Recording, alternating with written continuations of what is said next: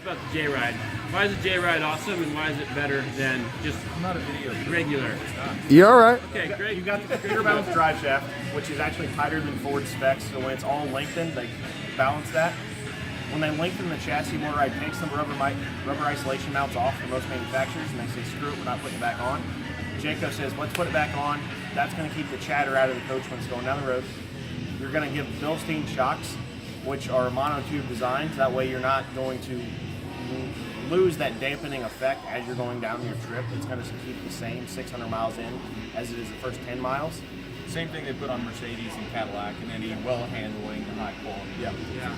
They give you a front stabilizer bar and a heavy-duty rear stabilizer bar to keep it in line. You're not going to get that kind of like drifting that you typically get with a motorhome, which is nice there. And then they also give you Hellwig helper springs in the back, which what that does, especially with the Class C, when you're going down the road, that front cap wants to lift you up, and it's taking that pressure off that front wheel where you don't really get the steering. Yep. So this is going to keep that rear end up and that front end down, so that way you still get your drivability going down the road. So you get more pressure on the front end. Like that way you're not. You don't get that floating feeling as you're driving down the highway. Oh, I hate that. It's kind of like the difference between driving a just any Hyundai or Kia and that kind of stuff, and then hopping in a Porsche. It's the difference is night and day. Yeah, no, I mean, I've had it's customers crazy. that I've It's sold. absolutely crazy. They can't even believe it. And it's standard on all motorized Jayco products. Yes. Red Absolutely. Hawk's gonna, well, not on the SE. That's a really trimmed down. They didn't pitch it. Yeah.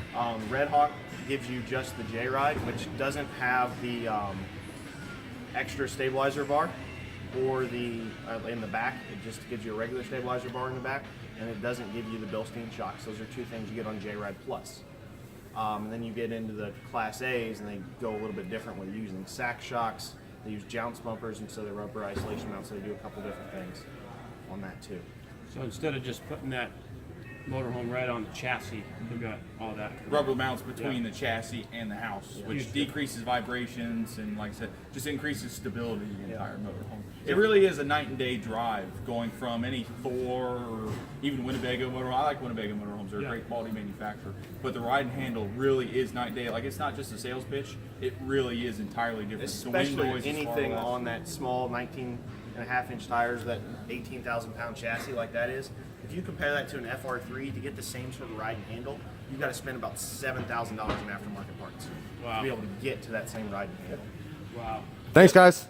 Appreciate the information. I've got a sheet that I'll let you make a copy of. It's got kind of